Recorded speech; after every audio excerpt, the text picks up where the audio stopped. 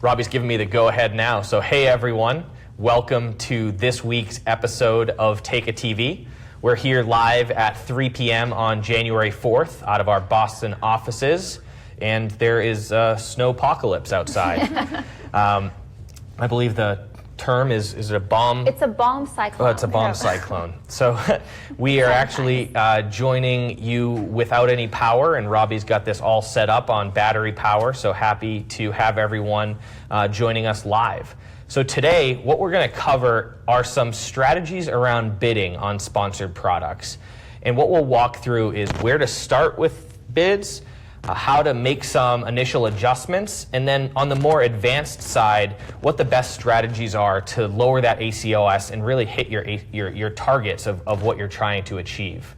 So today, my name is Joe Dube. I'm lucky to be joined by Gauri. Hey everyone, Happy New Year. Thanks for joining us. And making her debut on TeikaTV, we have Risa.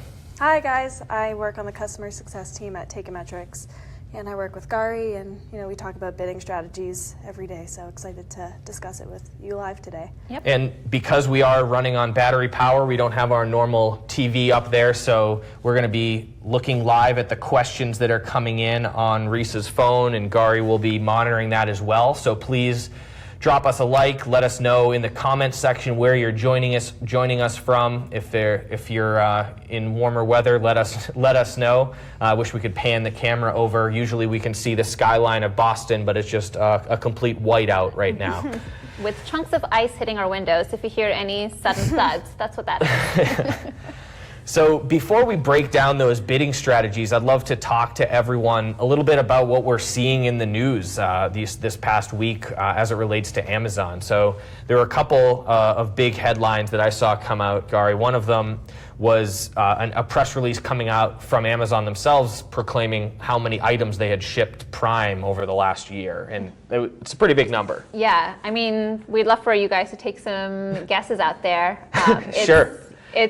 So if you haven't yet read, and no cheating, if you haven't yet read the press release, drop in the comments and let us know how many items you think that were delivered by Amazon Prime in 2017. Be interesting to see where everyone thinks that number is. Yeah, and I think while people are responding, it was, I guess, Amazon hit the highest number of subscribers for Prime. Right. That it had ever gotten. Yeah, I mean, and throughout the year we were seeing they were hitting the biggest Cyber Monday, the biggest Black Friday, so they continued to set records throughout the year. So seeing that final number was pretty interesting as they published that just on a press release on January 2nd, 2 days ago.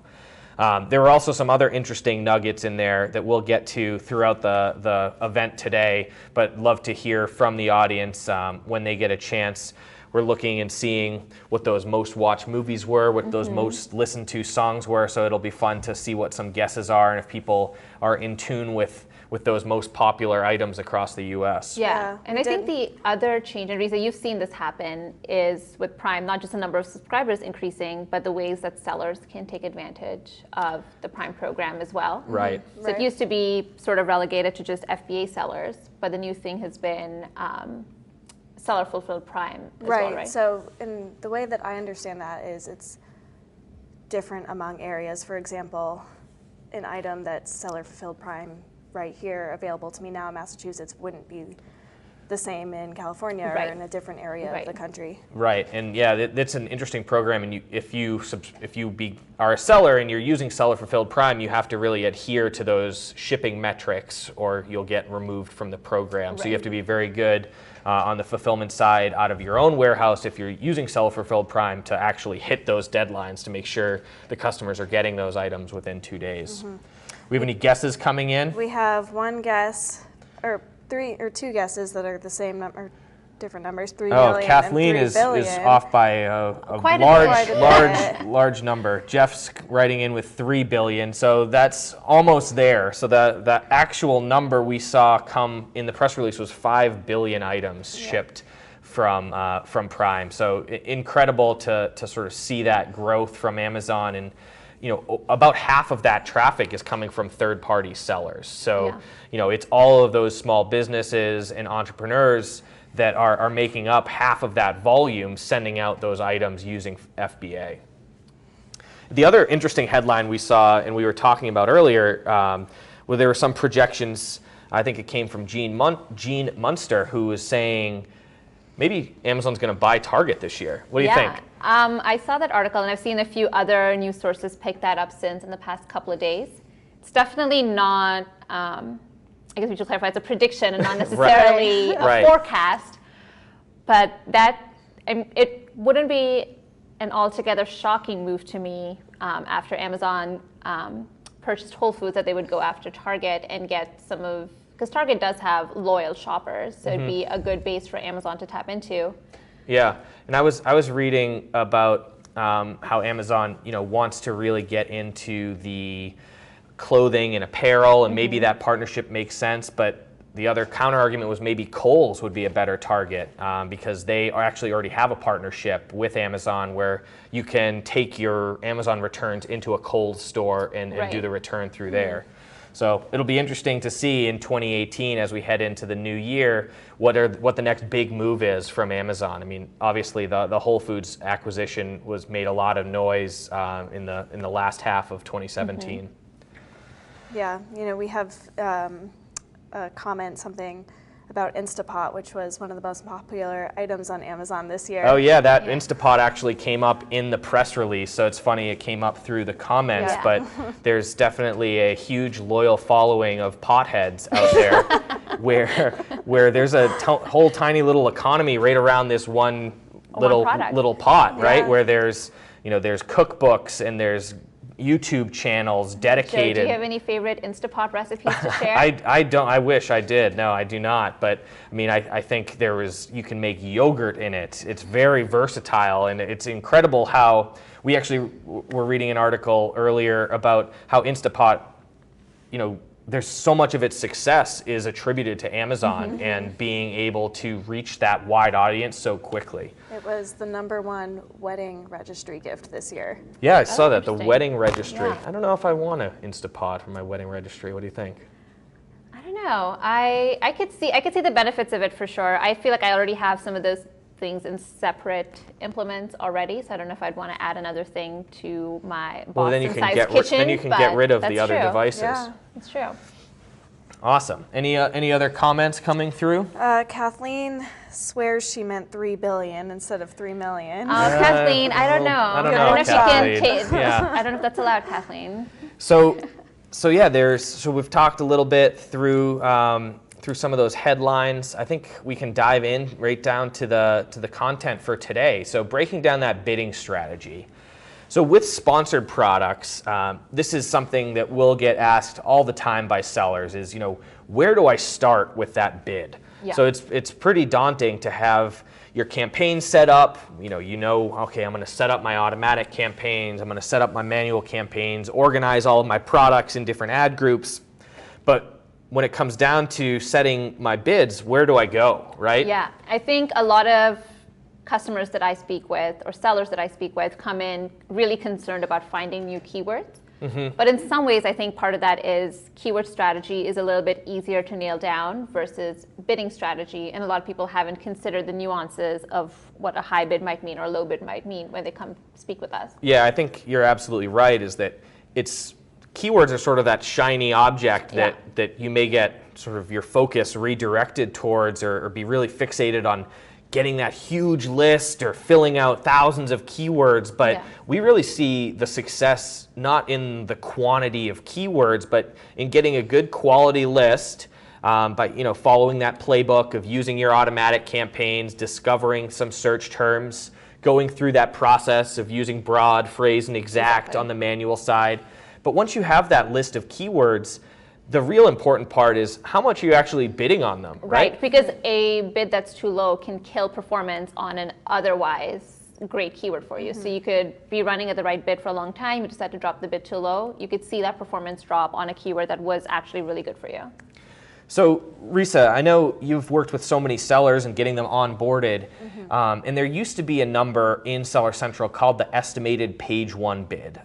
So they've got rid of that, and now there's a range. How do you recommend sellers think about that range of that, what do they call it, a recommended bid? I think it's still suggested bid, but it is a range rather than one number. It's interesting. Well, when you say to start with a bid, that kind of indicates that you're starting a new campaign. So the higher the bid, the better. I say, if you're starting a new campaign, you want all the data you can gather on it. Yeah. So typically I would like to recommend, the higher or the higher end of that range, whether it's the highest number, even going a cent or two higher, Yeah. just to capture enough data, because then you can start to make decisions on, how to adjust the bids once you have data to see how it's performing. Yeah, and we'd love to hear from anyone on the stream. How do you start your bids? Are you starting on the high end? Are you starting on the low end and building up over time? Just drop in the comments sort of your strategy. Are you going low to high or high to low? And what those adjustments look like. Yeah, we have a comment from Rex who said, doesn't the Teikametrics software select keywords and set the bids according to ACoS targets? So we're going to talk about more advanced bidding strategies. Yeah, and great question. So yeah, we're talking just more generally here about how to set up campaigns and how to think about bidding, but you're absolutely right that if you are a customer using the Sponsored Products Optimizer, we're going to be suggesting keywords for you through that search term data we're getting back from Amazon, as well as adjusting your bids each day. And we'll, as Risa mentioned, we'll be talking about those more advanced strategies. Yeah, Joe, do you have a preference? I tend to fall in Risa's camp where I recommend starting high and then decreasing your bid as you go along. But. Yeah, I mean, I think that if you have the budget to do that, that's the fastest way to learn the most. So if you increase your budgets and start with high bids and let it run for a couple of weeks, that's going to be the best way to learn. Yeah. Because you're getting that maximum exposure, you're getting those clicks. If you start off too low, you're really limiting the amount of impressions and clicks you're going to get, because you may see some traction, but it may be from placements that are way down the line on the third or fourth page, and maybe those customers aren't as qualified. With those higher bids, you're obviously going to get the higher placement, and that may lead to better performance if you're on the first page. Yeah, and just to clarify for some of our viewers, the starting bid really would be the ad group default, right? Right. Yeah, so that's a great point, is that on the automatic side, you only have a single bid for the entire ad group, right? And then when you're thinking about your keywords on the manual side, you can bid for each individual keyword. So you have a lot more flexibility there, and there's a lot more bids. Yeah. One thing also to consider is that bid is your maximum amount that you're willing to pay, right? So it doesn't mean you're actually going to end up paying that amount for each click. Right. So what we typically see, and when I pulled this data for across our thousands of customers on our platform, is that the average bid we see is about $1. But the average actual cost per click is around 60 cents. So you're paying about 60% on average of your max bid for those actual clicks. And that doesn't mean every click is costing you 60 cents. That's the average. So you may find that at some parts of the day or sometimes during the week, it's more expensive than others because there's more competition out there. We have Jeff who said that he usually goes 20% higher than the highest bid. Yeah, I mean, and Jeff, that's the best way to sort of ensure that you're not going to miss out on traffic if that's an important keyword or ad group for you and you're really trying to learn initially. So yeah, I mean, you can certainly go above and beyond that suggestion. It's certainly not there to limit where you'll bid. It's just there as a guideline from Amazon, giving you some context around your category and how it performs and where you need to be to get somewhere on that first or second page. Right. So talked a little bit about starting. I think we all agree here, and it'll be interesting if anyone disagrees on the feed, that we all agree if you have the money and the budget, it makes sense to start out high, and both with your budgets and your bids to get that learning. One note is that there is a 7-day attribution window to sponsored products. So you don't want, I mean, and we've heard this too, is that I've been running my campaigns, I just started them yesterday, and I've spent $100. I haven't seen a sale come in. How do you think about that, Gauri? Yeah, I think it's really important to keep attribution window in mind. And it's something we hear pretty often. I've been running this for 2 weeks and I still haven't seen the results. That's still a pretty short amount of time if you've never run advertising before for a particular product while you gather data and you figure out what's working and what's not working. Yeah, and you can also think about it based on the price of your product. So we find that lower priced products typically are purchased right after the click. You know, there's much less window waiting shopping. time, right? And people aren't putting small pens in their cart and thinking about it, but maybe with a $100, $200 item, it's something where they may click and then come back a couple days later. Right. So before making any judgment calls, if you're just getting started, make sure you run that for a couple of weeks and gather that data, see what works and what doesn't before turning it off.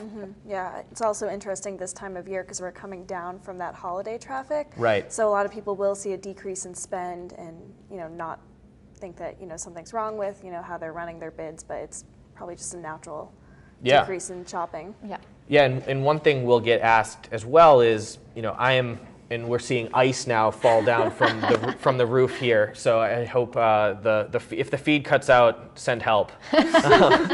But what we will get asked about is, I've set up my campaign, I've set my bids. I don't want to spend more than 10 or 20 cents, but I'm not seeing any traction. So it's in those cases where you may not get any visibility at those low cost per click at that low bid. So you got to be willing to spend some money to make that initial investment. Yeah, and it's important to consider, if you're in a particularly saturated category, on the good side of it, you have a lot of search traffic and search volume, but that also means your spend can rack up really quickly. So you have to be considerate about how much you're willing to spend when you set those bids, because a low bid could mean less exposure, but a bid that's higher could mean that you spend a lot in a really short amount of time, and you should be comfortable with that level of risk. Right. All right, cool. So I think we hit that top point around where to get started. It's take a look at those Amazon suggestions, use them as a guideline. If you have the marketing budget, test up on the higher end and get that spend out there. See what type of traffic you can generate and how it converts. So now when we go to point 2 here, which is making those adjustments. So the real basic way to think about this is you should have an ACOS target in mind, right? So when you're starting your campaigns, you want to draw out your P&L and understand what your profitability looks like. Of each item that you're selling, how much are you giving to Amazon in fees? What are your product costs? Are there any other overhead or anything that you want to include? And then at the end of the day, what are you taking home? What's your gross margins? Right. And when you understand that, you can start thinking about what part of the pie you want to attribute to advertising. So if you say, okay, I'm comfortable with a 20% ACOS. Right. The basic way to start thinking about bid adjustments, once you've got those campaigns up and running, is to draw a line and say, okay, 20%, I'm all right. If something is operating at a 5% or a 10% ACOS, I want to do more of that, right? Do more of what's working, and then dial back if you're spending too much. Right? So it's not a winner take all in that, if you see something that's generating you some sales, but it's at a really high 40, 50% ACOS, maybe you can test the bid down, and even though you're spending less, you may still pick up some incremental sales. So that would be the basic way that we would recommend if you're just getting started to think about adjusting bids. If you want to do it yourself, is to have that ACOS in mind, go through and understand what your performance looks like. And we would recommend looking at around a 30-day period, right? I think it needs to be not significant, but a substantial date range. You can't just look at yesterday's performance to determine today's bid. It's better to have a wider date range so you account for any anomalies or any outliers in your data set. Yeah, I mean, there can be so much noise day to day or even week to week. So I think looking at that month long gives you a good sense of how the performance is trending. So when you look at that last 30 days worth of data and you find that some items are performing or some keywords are performing really well below your ACOS target, you can bid those up to try to get more impressions and clicks there and drive more traffic and ensure that if someone's searching for that term, you're showing up. And like we said, if you're performing way above that target or you're seeing spend with no sales, before turning it off completely, try lowering your bid. Because you may find that the performance at a lower bid is actually, much better than those really expensive still clicks. Capture, a handful of sales here and there, which is better than just shutting it off entirely sometimes. Right. And missing out on them. Any feedback coming in on the Facebook Live? A little bit. We have someone asking about how to launch a new product if he doesn't have the biggest budget, a large budget for advertising. I think it's important to remember that advertising is an investment. So if you find that you don't have a huge budget to get started, you should sacrifice whatever you can in order to get that growth and that data to base your decisions off of. Yeah, and I mean, you'll never get access to the organic search data from Amazon. So if you're just launching a product and you're not using sponsored products, you're going to have no idea how people are searching for or finding your products, let alone they probably won't be finding your products because you have 0 sales rank because there's no history of you selling your product. Right. So it's one of the only ways to drive traffic. So unfortunately, you sort of do have to pay to play now that Amazon has removed, over a year ago at this point, the incentivized reviews, which is how a lot of people used to launch products, was all of those free giveaways. Yeah. But now, I think it's a much more effective use of your dollars. Instead of investing in product and giving it away, is you're investing in clicks and getting people to look at your products. Yeah, you just treat your product almost as a loss leader for a while, just to get the traffic and just to get the sellers there. And then once you have an established presence and you have more organic results to fall back on, then you can maybe pare down your advertising. But either way, the goal is to spend your budget wisely. Yeah, Right. and even if you do have a limited budget, you do have the control to set a max for a daily spend. Right. So I would be aggressive on the bidding side, but you could cap it at 10 or 20 bucks a day Correct. to say, okay, I want to learn here, I want to drive traffic and capture those expensive clicks, but I don't want to spend more than 20 bucks each day. And it's important to understand is, there's not one, and this is a phrase that all three of us have heard many times, is my best keyword. And a lot of sellers come to us with trying to improve performance on their best keyword, but if there's no performance there, then there probably is a search term that's working better for you, that's performing better for you, and that probably is a better keyword to invest in. Right. Yeah, and we talked a lot last week about match types and how to think about broad, phrase, and exact. But one other way to sort of think about it from the bidding perspective is with those exact keywords, there's much less in risk. So you're only bidding on that exact string of text. If I have a broad term of yoga mat, it's going to be opening me up to a whole dozens or hundreds of search terms that are served against one single broad keyword. But if I pick the exact, blue yoga mat with straps, if that's what I'm selling, and I'm only bidding on that exact term, I can afford to bid high on that because that's exactly what my product is, and there's no risk of me getting irrelevant terms in there. Right. Awesome. So we've talked a little bit about setting your initial budgets, maybe a strategy of starting high and moving low, and then thinking about those basic changes you can make and basic optimizations of having an ACOS target and increasing where you're beating the target and decreasing bids where you're above the target. The other key note there is that you can actually do that in bulk, right? Yep. So how do sellers take advantage of that bulk operations? Well, the bulk template. Right. It's filling out the bulk template, making sure that all of your bids are set at the ad group level. Right.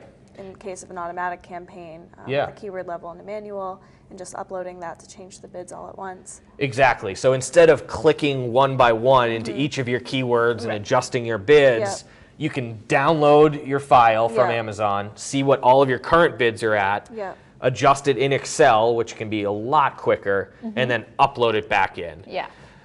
So that was something that Amazon had suggested sellers do, and I know that there's an Amazon template floating out there around making those bulk changes in bulk, where you can paste in that bulk download, enter in a couple of notes around your ACOS targets, and then upload it back in. And that's how we had initially thought about bidding as well. Yeah. So when we were doing this on behalf of sellers manually, that's the process that we had undertaken. All based on ACOS. Right. So there are some risks there. So we'll dive in now to that advanced bidding strategy. So once you've been established, you've got your campaigns off the ground, you know where you started with your bids, and you've made some adjustments based on the ACOS. The next level is that value-based bidding. And what we've done is our incredible team here. So we have our development team that's been working on improving the sponsored products optimizer, not only through all of the keyword recommendations, but also on the bidding algorithm itself. So we have our data science team that looked and said, what is the best way to go about bidding? So Amazon sponsored products, it's a second price auction, right? So what does that mean, Gauri? So what that essentially means is if the three of us entered an auction together, we're selling, basically the same product, everything else is the same number of reviews, etc. We enter the auction. I'm bidding $1 on the keyword, Joe's bidding 75 cents, and Risa's bidding 60 cents. In this auction, I'm going to end up being the winner, but the price that I'm going to pay for that click is going to be what Joe was bidding, which is 75 cents. So even though I'm willing to spend up to $1, I'm going to win the auction by paying the 75 cents that Joe was offering. Yeah, I mean, exactly right. So as we talked about before, your max bid isn't what you actually end up paying. It's some number below that max bid. And with the second price auction, you end up paying what the next competitor was willing to pay. So when you look at second price auctions, the best strategy is to actually bid your true value. So when we say true value, what does that mean? It's sort of a tough concept to understand, right? And we'll get questions about this. But what we think about is, with an ACOS target, you're letting the system know how much you're willing to spend on advertising. So if I say my target is 10%, I'm saying of every $100 in sales, I'm willing to spend $10 in advertising. So we sort of do the math to back into that number. So if you think about what advertising in sponsored products does is generates impressions, which you don't pay for. And then every time someone clicks on your ad, you're getting hit with a fee, right? So of those clicks, we calculate how many of them actually result in an order. So if someone clicks on it, they may or may not purchase. And what we'll look at is how many of those clicks does it take to get to an order. So maybe 10 clicks gets you one order. And if you get one order from every 10 clicks, and then we also know how much revenue you've generated on average from each order, and then how much you're willing to spend given your ACOS target, our software does the math there to generate how much you should be willing to spend on a specific bid. So what are the main questions you guys see coming through when you're trying to explain value-based bidding? Yeah, I think a lot of times it's just distinguishing between what your actual cost per click is and then what it means to offer a bid. So a lot of times people want to limit how much they're spending on a click, and the way you do that is just by offering a bid that reflects exactly how much you're willing to spend at the maximum. Right. I think a lot of questions I get a lot revolve around, people see a bid adjustment and they say, oh, that's way too high. I would never spend that much on a click.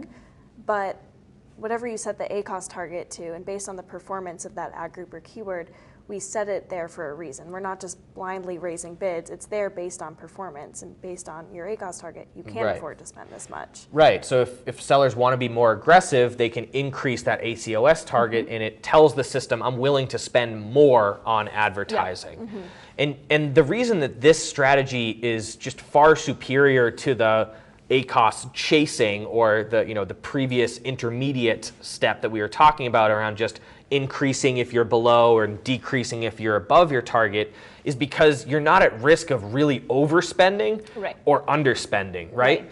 So with ACOS chasing, if I see that, oh, this keyword is performing really well and I bid it up and up and up and my ACOS is below my target, I'm at risk then to have a really high bid that someone could come in and start bidding up, and then I end up paying $3, $4, $5 for these clicks, even though I never wanted to, I couldn't afford that, and then I see my ACOS skyrocket and tank. And on the other end, you may find that you're really underpriced on some bids, With the value-based bidding, what we're looking at is that actual performance. How many impressions are there? How many impressions does it take to generate a click? Of those clicks, how many convert into an order? With each order, how much revenue are you generating? Right. And then what percentage of that revenue are you willing to commit to advertising? Right. And doing that math gets you back to that true value-based bid. Any questions coming in from the audience? And another piece of ice just fell from the window there. We have one that says ACOS really isn't relevant when it comes to ranking. Sales matter. Do you recommend pushing sales to rank even if costs are twice as much? Yeah, I mean, absolutely. It depends on what your objective is, right? If you're launching a product, absolutely you should be sort of disregarding ACOS for the time being and saying, I'm willing to spend whatever it takes to get people to my product. But obviously that's not sustainable in the long term. Yeah. Right. If you have gross margins in the 20% range, you can't be having a 50, 60, 70% ACOS over the long term because you're going to be losing money on every single sale. I think the metric you look at just depends on where you are in the product life cycle. So if you're launching a Right. product, you should be more concerned with sales volume and sales rank. If your product is maturing, then you can be more concerned with ACOS and getting that ROI. And then as you go further along in the life cycle, you're probably just going to maintain, a steady ACOS and a steady stream of sales coming through. Right. Yeah, and one thing to also think about is ACOS is only considering those sales that are generated directly from advertising. So the money you're spending here is benefiting your organic sales as well. So we typically see that the sales from sponsored products make up between 15 to 30% of total sales. So if you have a 50% ACOS, but it's only 20% of your sales, when you look at the marketing spend divided by total sales, that number is much lower. So always sort of keep that in context as well, because the benefit of sponsored products isn't only those direct sales from those clicks, it's also the overall sales that you're generating on Amazon. Yeah. Yeah, we have an interesting question that just came through. How do you adjust bids for seasonal products? Yeah, great question. Do you want to address this? Because we've sort of typed out a response, I think, from sellers who've been concerned about the seasonality around the new year. Yeah, it's definitely an important question to consider because a lot of people do go into the holiday season with increased bids, right, Risa? That's what we see across accounts that we manage ourselves and then sellers that we work with every day. So it's important to keep that in mind. In some ways, the market takes care of that for you, right? Because there isn't as much traffic post-holiday as there is during the holidays or pre-holiday. Right. The clicks just don't get bid up as much, so your CPC ends up dropping naturally in that area. But it's also important to make sure that if you're not getting the sales volume that you would in December come January, then you want to make sure you're bidding less because you need to be eking out as much margin as possible from each of those sales. Yeah, I mean, I think that's a great piece of advice. And if you're at that point where you're using a piece of software like the Sponsored Products Optimizer and it's really bidding that true value of each click, then you don't have to really be concerned so much about the seasonality because it's making those changes each day. If you're still manually adjusting bids, it's definitely something you want to pay attention to, but be aware of those changes in your conversion rate and take a look. Maybe 30 days is too long if it's a really big shift in the customer behavior. So maybe you shorten that to 7 days or 14 days. But yeah, I would recommend continuing to look at the data and have that be your ultimate source of the direction you should head. Yep. Anything else coming in? Nope, that was the last question we had. Awesome. Yeah, I think we can take this opportunity to wrap up. So thanks to everyone for joining this special edition of TeikaTV in the dark here in Boston. The snowpocalypse yes. edition here. And just to wrap up, let's talk about what we discussed today. So where to start? So when you think about bids after you've got your campaign set up, where's that initial bid? We talked about the range that Amazon gives you, and our recommendation was to start on the higher end, maybe even, as Jeff recommended during the live feed, maybe even apply a premium to that high end to ensure that you're getting some actual traction. Once you get that initial bid set, the basic way to think about optimization is that ACOS chasing theory, right? Where you have a target in mind and you begin making changes up where your ACOS is low and down where your ACOS is high.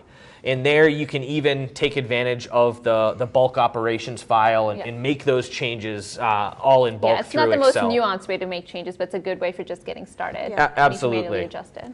And then on the more advanced stage, there's value-based bidding, and that's the real winner. And to recap, what we look at is all of those metrics for how traffic is generated and what it takes to get a sale. And then we back into how much you can afford on each click. Right. And the real advantage there is that you're not going to be underbidding and missing out on traffic, and you're not going to be overbidding and paying too much for those expensive clicks. Yep. So if you are interested in learning more about the Sponsored Products Optimizer and value-based bidding, please do get in touch with us. We're offering a 30-day free trial. So drop in a comment or send the team an email, and we'll be happy to get you set up. But I think that was our final piece of ice falling from the ceiling there. So thank you very much for all of you who have tuned in today, and we'll see you again next week. Yeah, and if you're in the Northeast, stay safe and warm, guys. Yep.